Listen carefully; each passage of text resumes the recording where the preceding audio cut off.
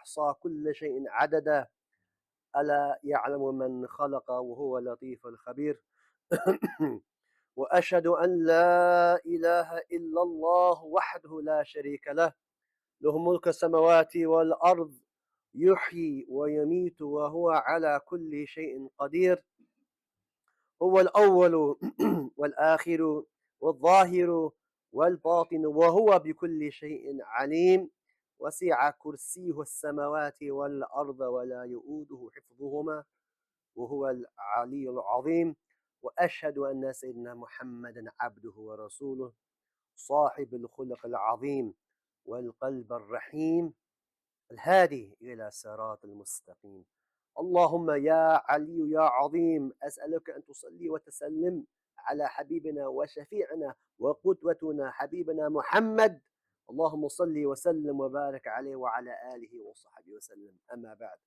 أوصيكم ونفسي بتقوى الله وما آتاكم الرسول فخذوه وما نهاكم عنه فانتهوا وما خلقت الجن والإنس إلا ليعبدون Alhamdulillah, we ask Allah subhanahu wa ta'ala to bless this day and the people that are in this day and the people that are in the right place that is required of them in this particular day, in this particular moment. There's no other place for you to be than in the Jummah. There's nowhere else. If somewhere else was better for you, it'd be here. For your akhirah, this is the best place. For your dunya, this is the best place. The two are not mutually exclusive. So we ask Allah Azza wa Jal to give us this understanding. Our faith is a faith that is based on morals, that is based on ethics. And this is a word in this day and age, different people will use it in different contexts and to their own political agendas. Our only agenda is to please Allah subhanahu wa ta'ala. That's our agenda. And the best way to do that is to align ourselves in that which with the Prophet sallallahu alaihi wasallam did, said, and refrained from.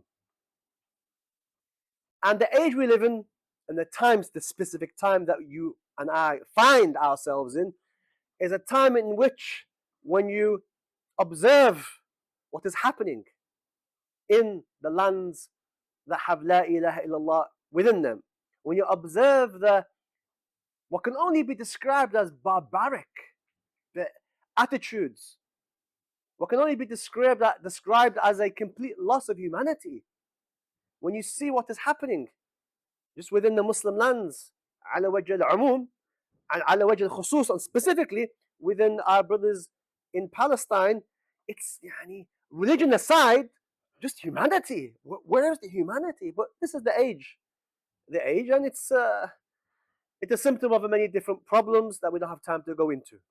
But ala kull hal, when you see things that are happening, they distress you. But there's a difference between the person who says La ilaha illallah and the person who doesn't say La ilaha illallah. Our response, our emotional reaction is different. And we're human beings. No one said we not to be angry. No one's saying that. And nobody here is intelligent enough to understand other than that what I'm saying. But the reality is that we are people who we are governed. Our emotions are governed by what our deen says, and more specifically what our Prophet sallallahu alaihi wasallam said, did, and refrained from. So, just give an example. This is a hadith many of you have already heard. Many of you, this hadith will not be something new. Some of you, it may be new. And maybe people listening, it may be new. But I want to just cast our attention to certain aspects of this hadith, which is muttafaq alayh, it's in Bukhari and in Muslim, and there's other narrations that add a different, a more deeper understanding as to the dynamics of this particular incident.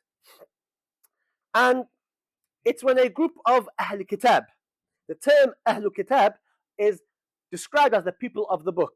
And it's a term of respect that Allah subhanahu wa ta'ala gives the al-Yuhud wa Nasara. It's a term of respect given to them because they are people who have a book. Unlike other people, they're not called by this beautiful title, Ahl Kitab, the people of a book. So the hadith says that a group of Ahl Kitab, people of the book, they come in. And the Prophet sallallahu alaihi wasallam is with Sayyidina Aisha, al-Mu'mineen. And the typical greetings that we all know and love and admire is Assalamu alaikum, peace be upon you. However, this small group of people who are not representative of the rest, which I need to add, they played on the word, a play of words. And instead of saying Assalamu alaikum, they said Assam alayka, which is a completely the opposite of peace. Different understandings as to what that word means, but it's the complete opposite of peace. This is the people of La ilaha illallah with people of peace. Naam, some of our brothers, unfortunately, their way is killing and killing people indiscriminately. Some people who claim to be Muslim, subhanAllah, but the way of Muslims, the main Muslims, we are people who are peaceful. Assalamu alaikum. These people said Assam alaikum, which is a derogatory, hurtful, disrespectful term. There's nothing new there. You've heard this part of the hadith. The issue here and the point of the khutbah today is this aspect that came after. Aisha is the Prophet's wife. Sallallahu alayhi wa sallam. I mean, Allah be pleased with her. So her husband has just been insulted in the most hurtful of ways. So as a wife, she's driven to respond. But there's a greater response, a greater driver, in that it's the Prophet sallallahu alaihi wasallam. And that is the greater insult to her. But to add insult to injury, it's also her husband that they are saying these horrible, unprovoked, mind you, unprovoked, they started with that sentence. And she, in different narrations, she says, وَعَلَيْكُمْ رَحْمَةَ اللَّهِ وَعَلَيْكُمْ لَعْنَةَ اللَّهِ وَكَذَا. And she began to say a response that was driven by her love for her husband, Allahumma salli alayhi, and love of the Prophet, and to defend the Prophet and to defend the husband. Multiple drivers. All of them are noble. Nobody's going to disagree with someone being insulted, upset. No one's going to be upset. It's her right to respond. Walakin, her response was not what the Prophet sallallahu alaihi wasallam asked for. And here there's a point here, inshallah, I want to just draw your attention. It's a side point. Had the Prophet not been a prophet, had he just been a man looking for wealth and power and prestige and political power, he would not have told her, he would not have corrected her response, because he would have let her go on. But this is a man who's not driven by personal ambitions. This is a man driven by Allah Azza wa Jal, and therefore his response reflects this. It's not about his nafs. It's not about him being insulted by this. It's something greater. So he tells her, Ya Aisha, reply, wa alaykum. Because he actually replied to them, wa alaykum, same to you. Whatever you've intended to me, back to you, wa alaykum. And this is the point.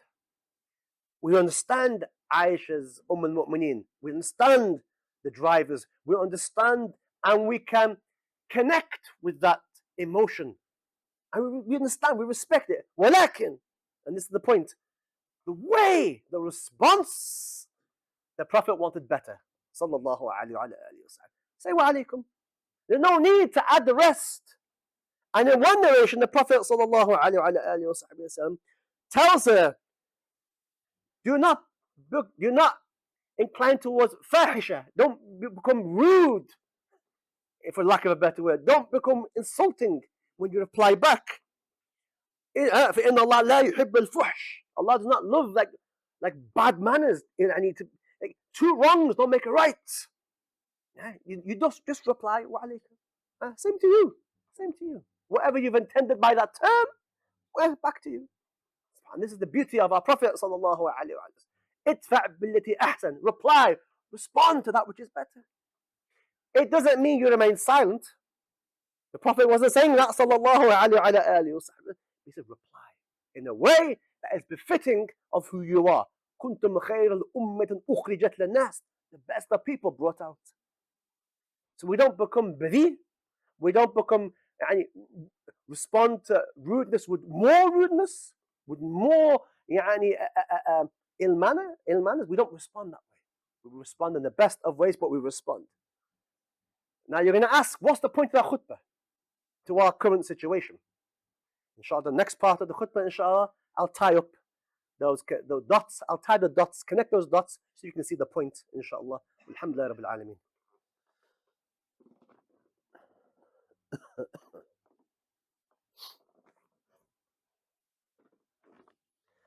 الحمد لله والصلاة والسلام على سيد الأنبياء اللهم صل وسلم على حبيبنا وشفيعنا وقدوتنا محمد أما بعد أوصيكم ونفسي بتقوى الله إن الله وملائكته يصلون على النبي يا أيها الذين آمنوا صلوا عليه وسلموا تسليما.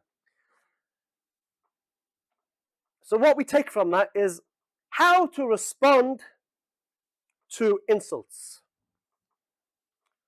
This is a grave insult against our Prophet sallallahu alaihi wasallam. Death be upon you, as one narration indicates. That's a grave insult. This is a grave thing to say about our Prophet sallallahu alaihi wasallam. But despite that, and to say it to his face, it's a massive, it's a gross step over the line of common decency. But the Prophet sallallahu alaihi wasallam taught her. And in one narration, he actually says to her, he says, be gentle. Be gentle in how you respond.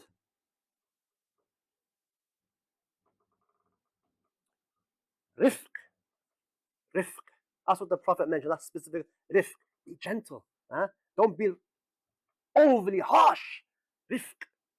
So, what does that have to do with you and I and the current situation that is unfolding in unspeakable ways in the Muslim world?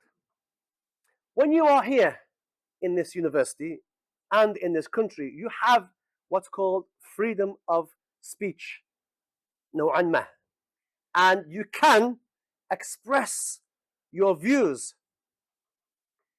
So you can express your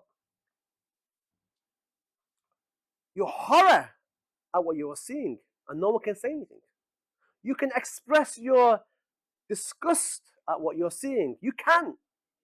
But my point here, and the point of the khutbah, is that some of you, in the moment, meaning good, in the moment in which you're driven by emotion, you will slip up and say something that completely ruins everything else you've just said.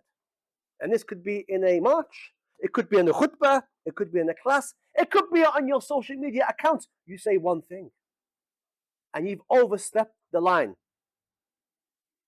And now you are now being hauled up in front of a disciplinary team and actions taken against you because now you've entered into the realm of anti-Semitism. And I don't want students like yourselves to be in that position because your emotions got the better of you and you said one thing. And for most people, it takes a sentence and that's it. And the 19 things you said that were valid, no one remembers because all they remember is that one line in which your emotions overtook you. So this is what the point of the khutbah is, highlighting the example from our Prophet sallallahu alaihi wasallam. The Prophet does not want fuhsh, but respond. Wa alaikum. Respond. Respond in a mature, measured, intellectual way. And if you don't know, be quiet. Khalas, just sit down. If that's not you, sit down. If that's not you, don't talk. If that's not you. Not everybody has to talk, by the way. Not everybody. Certain people can talk. If that's not you, if you can't control your emotions, if you know you're going to say something, all right, that's going to come back to haunt you, and several of my friends, that's what's happened to them, then I don't want that for you. because the message has to be heard. But you let the message down, and you let your brothers and sisters, you let them down in Philistine when you say that one sentence or that one line, and you let it all down. You let the team down because your emotions. And then what happens? Then you get hauled up in front of a disciplinary action, and then what you're going to say? You're going to say, sorry, I didn't mean it. That's what's going to happen. Or years down the line, when you're in a position, and I've seen this in my lifetime, when you're in a position of authority, in a position of power, and all of a sudden that tweet or that text or that message or that WhatsApp that you mentioned 20 years ago, all of a sudden it finds its way into the public domain, and then all of a sudden now you are in the front page of the newspapers or being talked about. Make sure your accounts, your social media, you are talking about things that you don't want to come back and haunt you in the future, because some of you will be in positions of power, positions of authority. Some of you, Allah will bless to be people who will affect change, inshallah. Some of you.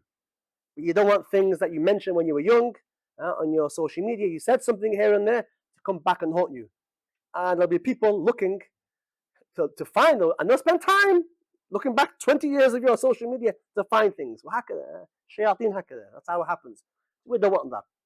The message needs to be heard, but it needs to be put forward in an intelligent, measured way, a response that is good, a response that is based in ethics, but the message is not lost. That's not you. If you can't do that, leave it. And if you don't know how to much, look just in the media itself, and look at those in the mainstream media, and there's not many, but there's a few, who can talk and criticize the policies of these people. They're criticizing them, and nobody's calling them anti-Semitic, and you can do that without being an anti-Semite. That's what I want from people, inshallah, because several people, unfortunately, are in trouble. SubhanAllah. We don't want that.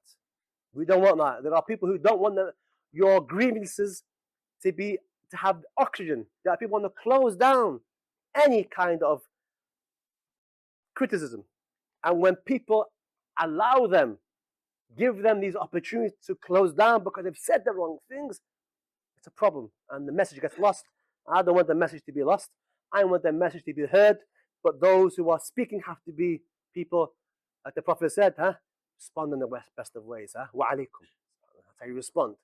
Allahumma salli alayhi wa alayhi. We ask Allah Azza wa Jalla to guide our hearts and our tongues and our minds, to align our tongues, our hawa, in line with the Prophet sallallahu alayhi wa sallam. We ask Allah Azza wa Jalla to guide our emotions. This is a time where it's a deeply emotive time. You see things every day. You see things on social media. You see horrific things beyond humanity, subhanAllah. And you get angry, you get upset, you get whatever you get, I know. And I feel it. But the response here is critical. Inshallah, we ask Allah Azza wa Jalla to help us. We ask Allah Azza wa Jalla to guide the hearts and the minds and the tongues of our brothers and sisters and those listening, inshallah, to say that which needs to be said in the best of ways, in a way that people can recognize that this is an intelligent response, this is a meaningful response, and a response that is not clouded by one or two silly words or silly statements that don't need to be said, that derail the message that needs to be heard. Alhamdulillah Rabbil Alameen. Inna Allah wa malaikatahu yusalluna ala nabi. Ya ayyuhalladhina amanu sallu alayhi wa sallimu taslima. اللهم صل وسلم على حبيبنا وشفيعنا وقدوتنا محمد ورضي تبارك وتعالى عن ابي بكر وعمر وعثمان وعلي وعن جميع اصحابه واهل البيت الطيبين الطاهرين. اللهم اغفر للمؤمنين والمؤمنات والمسلمين والمسلمات الاحياء منهم والاموات انك قريب مجيب الدعوات. اللهم انظر اخواننا في فلسطين وفي غزه وفي كشمير وفي اليمن وفي العراق وفي افغانستان وفي الشام وفي السودان وفي جميع انحاء العالم. يا الله يا ارحم الراحمين يا ارحم الراحمين يا ارحم الراحمين. فرج عن المسلمين فرج عن المسلمين فرج عن المسلمين. عباد الله آواكم الله حفظكم الله نصركم الله. إقامة الصلاة. بسم الله.